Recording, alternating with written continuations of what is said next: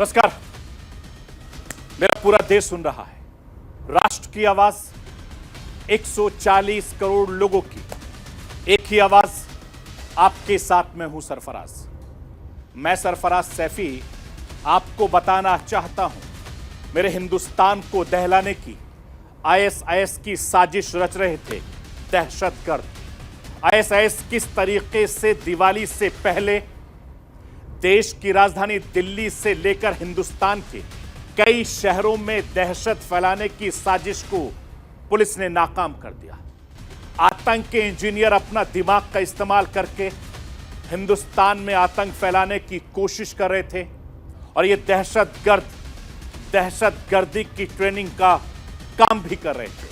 इन दहशतगर्दों के निशाने पर हिंदुस्तान के कई बड़े नेता थे। दिल्ली पुलिस की स्पेशल सेल ने इन दहशतगर्दों के मंसूबों को नाकाम कर दिया। राष्ट्र की आवाज के जरिए आज आपको बताऊंगा आखिर क्या थे इनके मंसूबे। आईएस के पुणे मॉड्यूल में आतंकियों की भर्ती से लेकर केमिकल बम करने की तैयारी, ब्लास्ट करने की तैयारी, पूरी ट्रेनिंग पुणे में दी जा रही थी। इन दहशतगर्दों ने पुणे के जंगलों में बम ब्लास्ट करने का ट्रायल भी किया था। इन दहशतगर्दों को इनके आकाओं ने पाकिस्तान में बैठकर हिंदुस्तान को दहलाने का हुक्म दिया था, लेकिन हिंदुस्तान की एजेंसियों ने वक्त से पहले इन दहशतगर्दों की साजिश को नाकाम कर दिया। क्या था इन दहशतगर्दों का प्लान? आज आपको राष्ट्र के जरिए, राष्ट्र की आवाज के जरिए बेनकाब करूंगा और राष्ट्र को बताऊंगा। पड़ोसी मुल्क पाकिस्तान में बैठे इन दहशतगर्दों के आकाओं ने पाकिस्तान में बैठकर हिंदुस्तान को दहलाने की बड़ी साजिश रची थी और वक्त रहते दिल्ली पुलिस ने जांच एजेंसियों के साथ मिलकर इन दहशतगर्दों की साजिश का पर्दाफाश कर दिया। इन दहशतगर्दों के आका कौन हैं और ये आका कहां छिपे हैं, आज आपको राष्ट्र की आवाज के जरिए बताऊंगा, दिखाऊंगा, समझाऊंगा। मैं अपने हिंदुस्तान के कोने कोने की आवाज को दिल्ली तक पहुंचाता हूं। दिल्ली की आवाज को देश दुनिया के कोने कोने तक पहुंचाता हूं। नेताओं की आवाज को मैं आम लोगों तक पहुंचाता हूं। आम लोगों की आवाज को मैं अपने देश के हुक्मरानों तक पहुंचाता हूं। आपकी आवाज से मिलती है मेरी आवाज और बन जाती है राष्ट्र की आवाज।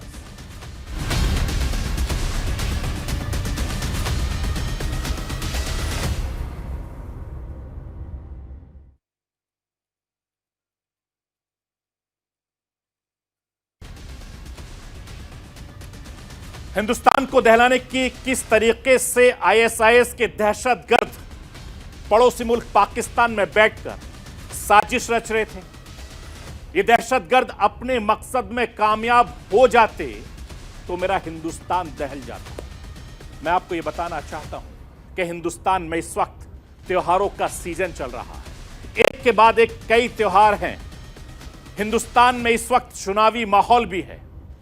ऐसे में इन दहशतगर्दों की साजिश थी मेरे हिंदुस्तान को दहलाने की, मेरे हिंदुस्तान के त्योहारों को गड़बड़ करने की, मेरे हिंदुस्तान में होने वाले चुनाव को गड़बड़ कराने की। लेकिन इसके निशाने पर कई बड़े नेता भी थे। हिंदुस्तान इस वक्त चुनावी माहौल में है, जैसा कि आप जानते हैं, और चुनावी राज्यों में बड़े बड़े नेता ताबड़तोड़ रैलियां कर रहे हैं। कई नेता भी आईएसआईएस के निशाने पर थे, लेकिन दिल्ली पुलिस की स्पेशल सेल ने इन दहशतगर्दों की साजिश को नाकाम कर दिया। मैं आपको यह बताना चाहता हूं कि दिल्ली पुलिस की स्पेशल सेल ने शाहनवाज आलम और उसके साथी को गिरफ्तार किया है। पाकिस्तान में बैठे इनके आकाओं की साजिश फेल हो गई। आतंक के 3 इंजीनियरों को अगर पकड़ा नहीं जाता तो जांच एजेंसी ऐसा दावा कर रही है कि 26/11 जैसा एक बार फिर से बड़ा हमला देश की राजधानी दिल्ली से लेकर अयोध्या और कुछ और इलाकों में हो सकता था। मैं आपको यह बताना चाहता हूं कि इन दहशतगर्दों के निशाने पर हिंदुस्तान के कई बड़े नेता थे। उन नेताओं के रूट की रैकी भी इन दहशतगर्दों ने की थी और कई बड़े नेता इन दहशतगर्दों के निशाने पर थे। शाहनवाज को दिल्ली, अरशद को मुरादाबाद और रिजवान को लखनऊ से गिरफ्तार किया है। ये तीनों ही इंजीनियर हैं, पढ़े लिखे, काबिल हैं। सबसे खतरनाक बात यह है कि इन तीनों के शिक्षा का इस्तेमाल आईएसआईएस हिंदुस्तान को दहलाने में करने वाला था। मैं पहले आपको दिल्ली पुलिस के स्पेशल सेल के कमिश्नर एचजीएस धारीवाल को सुनवाना चाहता हूं। आप सुनिए किस तरीके से धारीवाल बता रहे हैं कि ये इंजीनियर हैं या दहशतगर्दी के इंजीनियर हैं। किस तरीके से अपनी पढ़ाई लिखाई का बेजा इस्तेमाल करके हिंदुस्तान के नौजवानों को भड़का रहे थे, हिंदुस्तान के नौजवानों को अपने गैंग में शामिल कर रहे थे। और इनकी प्लानिंग क्या थी, अब दिल्ली पुलिस से सुनिए। जो मोहम्मद शाहनवाज आलम है, ये हज़ारीबाग झारखंड का ओरिजिनली रहने वाला है और जैसा हमने आपको बताया कि बैचलर इन टेक्नोलॉजी है, विश्वेश्वरैया इंस्टीट्यूट ऑफ टेक्नोलॉजी से माइनिंग इंजीनियर है और काफ़ी एक्सटेंसिव इसको अपनी जो प्रोफेशनल डिग्री के साथ साथ रिलीजियस प्रीचिंग और टीचिंग्स की भी काफ़ी इसको एलेबोरेट नॉलेज है और ये फुली रेडिकलाइज्ड है।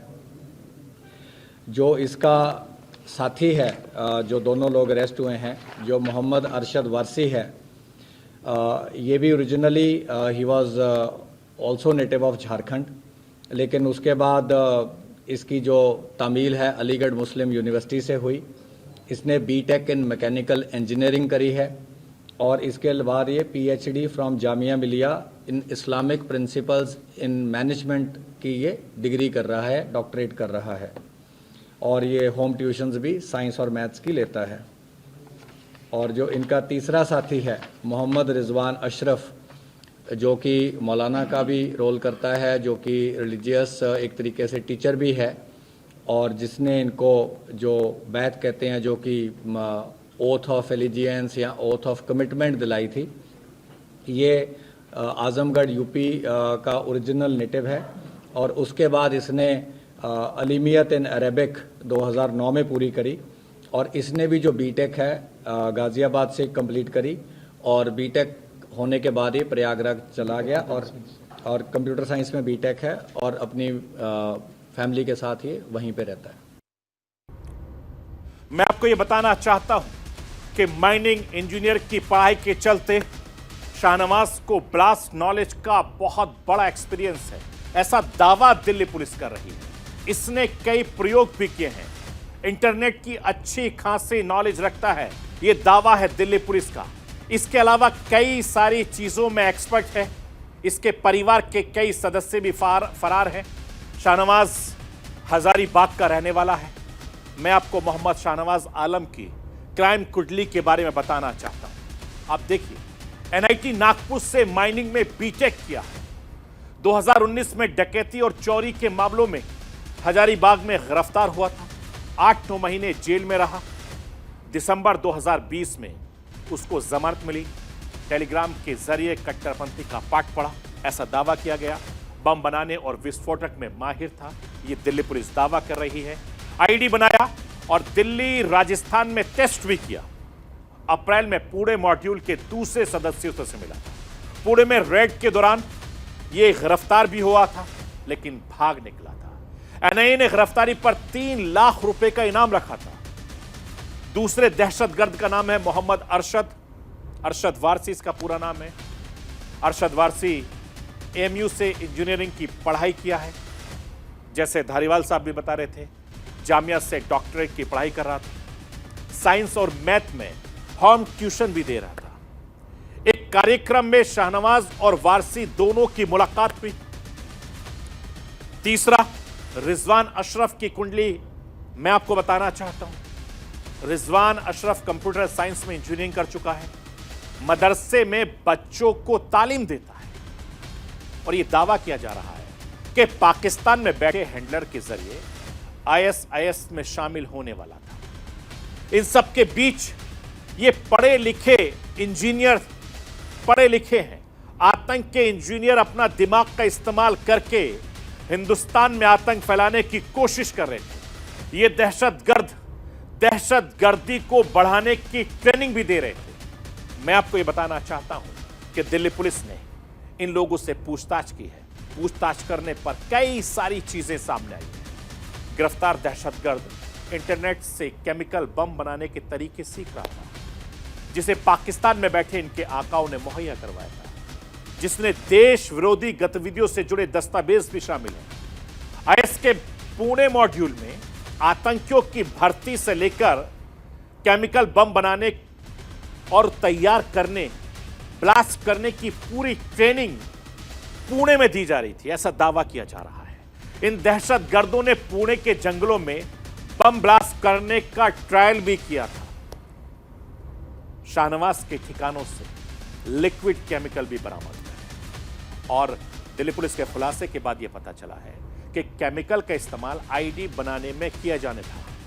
दिल्ली पुलिस के मुताबिक इनके पास से बम बनाने में किताबें भी बरामद हुई हैं, जो पाकिस्तान में बैठे इनके आकाओं ने इन्हें कुरियर के जरिए भेजी थी। ये लोग इंटरनेट के जरिए अलग अलग तरीकों से पाकिस्तान में बैठकर अपने आकाओं के हुक्म की तामीर कर रहे थे, जिसके साथ अहमदाबाद ब्लास्ट मामले से जुड़े हुए हैं। आईएस मॉड्यूल के इन तीनों दहशतगर्दों को बड़े पैमाने पर हिंदुस्तान को दहलाने का हुक्म दिया गया था। इन दहशतगर्दों की गिरफ्तारी के बाद कई बड़े खुलासे हुए हैं। मैं राष्ट्र की आवाज के जरिए आपको यह बताना चाहता हूं, ग्राफिक्स के जरिए दिखाना चाहता हूं कि हिंदुस्तान में 26/11 से बड़ा धमाका करने की प्लानिंग इनकी थी, इन दहशतगर्दों की थी। यह दिल्ली पुलिस का दावा है। अक्षरधाम हमले के मास्टरमाइंड गौरी के संपर्क में थे ये आतंकी। 20 से ज्यादा जगहों पर हमलों की साजिश रची गई थी। अयोध्या के राम मंदिर पर बड़े हमले की साजिश भी इनकी प्लानिंग का हिस्सा थी। हिंदुस्तान के कई बड़े नेता इन दहशतगर्दों के निशाने पर थे। मसलन मुंबई, सूरत, गांधीनगर, अहमदाबाद में बड़े नेताओं के इन लोगों ने रैकी की थी। सोचिए कितना बड़ा इनका मॉड्यूल था और यह सब खुलासा दिल्ली पुलिस ने किया है। मैं आपको यह बताना चाहता हूं कि इन सभी दहशतगर्दों का पाकिस्तान कनेक्शन एक बार फिर से सामने आया है। एक बार फिर पड़ोसी मुल्क पाकिस्तान बेनकाब हुआ है, चूंकि यह दिल्ली पुलिस दावा कर रही है। मैं दिल्ली पुलिस के स्पेशल सेल के कमिश्नर एचडी धारीवाल को आपको सुनवाना चाहता हूं। वो सुनिए कि पाकिस्तान कनेक्शन पर वो क्या कह रहे हैं। सारे का जो जेनेसिस है वो क्रॉस बॉर्डर में पाकिस्तान में है। जैसा कि हमने पहले भी बताया, जो इनके ओरिजिनल सरगना हैं उनका तार अहमदाबाद ब्लास्ट टाइम से कहीं ना कहीं क्रॉस बॉर्डर से जुड़ा हुआ है। उसमें फरहतुल्लाह गौरी जो है मेन है और उसका सन इन लॉ फैसल है।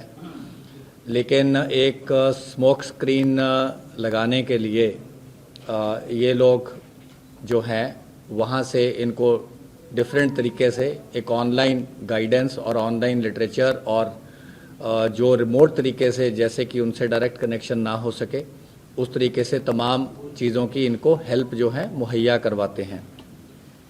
क्योंकि बहुत सारे नेट पे ऐसे माध्यम हैं जो आप भी जानते हैं, जिसके ज़रिए इंस्ट्रक्शंस भी मिल सकती हैं, मटेरियल भी मिल सकता है, लिटरेचर भी मिल सकता है।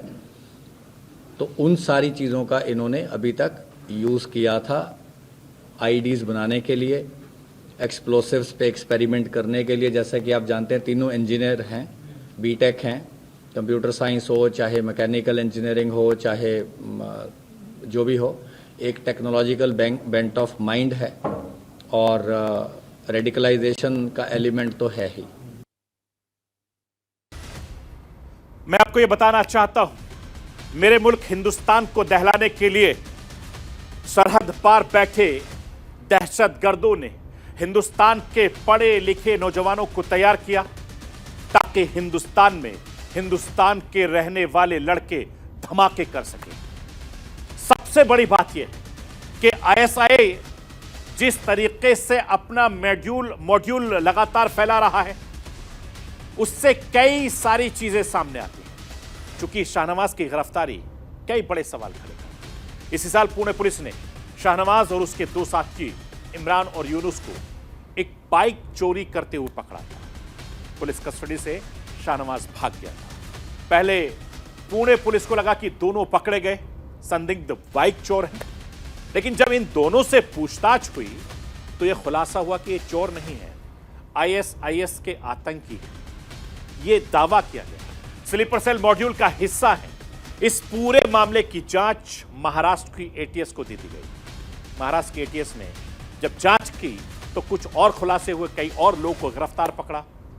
जब मामला बढ़ता गया तो जांच एनआईए को दे दी गई। एनआईए ने 7 लोगों को पकड़ा था, जिसमें से 4 वांटेड थे।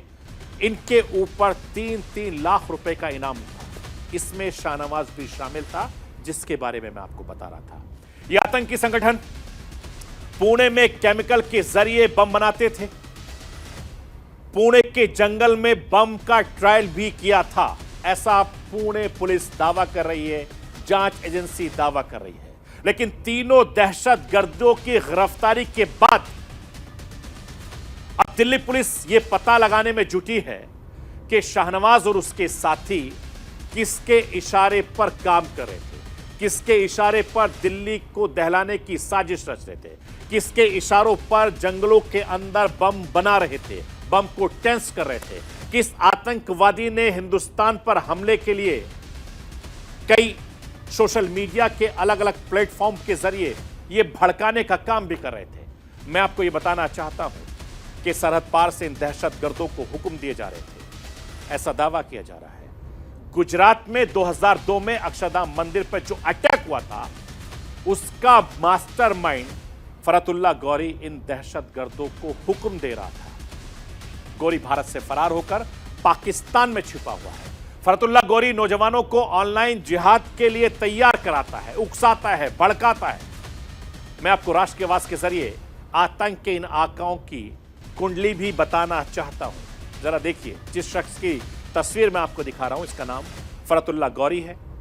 2002 में गुजरात के अक्षरधाम मंदिर पर हुए हमले में यह शामिल था। 2002 में हैदराबाद के एसटीएफ ऑफिस में सुसाइड अटैक करवाया था और इस वारदात के बाद से गौरी भारत से फरार हो चुका। खबर यह है कि फरतुल्ला गौरी पाकिस्तान में बैठा हुआ है, दहशतगर्दी को बढ़ावा देता है। फरतुल्ला गौरी हैदराबाद के इलाके का ही रहने वाला है। 1994 में भारत से सऊदी अरब फरार हो गया था और 2015 से पाकिस्तान में आईएसआई की सरपरस्ती में रहा है।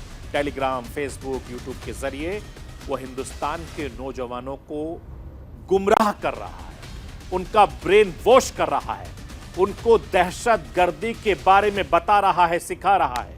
तमाम चीजें जांच एजेंसियों के सामने है। मैं आपको यह बताना चाहता हूं कि 2000 पिछले साल अक्टूबर के महीने में गृह मंत्रालय ने यूएपीए के तहत गौरी को मोस्ट वांटेड 38 आतंकवादियों की लिस्ट में शामिल किया गया था। गौरी कट्टरपंथी संगठन दरसगाह शहादत से जुड़ा हुआ है। इसके अलावा लश्कर और जैश जैसे बड़े आतंकवादियों के साथ एक्टिव मेंबर है। गौरी को पाकिस्तान बेस्ड आईएसआईएस का हिंदुस्तान में नया मॉड्यूल खड़ा करने के साथ साथ आतंकी गतिविधियों के लिए फंडिंग इकट्ठा कराना उसकी जिम्मेदारी थी। और पिछले साल ही हैदराबाद से गिरफ्तार आतंकवादियों ने फरतुल्ला गौरी की साजिशों का बड़ा खुलासा किया था। आतंकवादियों ने बताया था कि फरतुल्ला गौरी किस तरीके से भीड़ भाड़ वाले इलाके में हैंड ग्रेनेड फेंका कर लोगों के बीच दहशत फैलाया करता था। अब दिल्ली पुलिस की गिरफ्त में इन आतंकवादियों के दहशत के छिपे होने के इन चेहरों को सबके सामने ला खड़ा कर दिया है। लेकिन दिल्ली पुलिस ने, देश की जांच एजेंसियों ने वक्त रहते इन दहशतगर्दों की साजिश को बेनकाब कर दिया। नहीं तो आने वाले वक्त में जो हिंदुस्तान में बड़े त्योहार हैं, उन पर निशाना बनाने की इनकी तैयारी थी। ये थी राष्ट्र की आवाज। बाकी खबरों के लिए आप बने रहिए न्यूज़ इंडिया के साथ।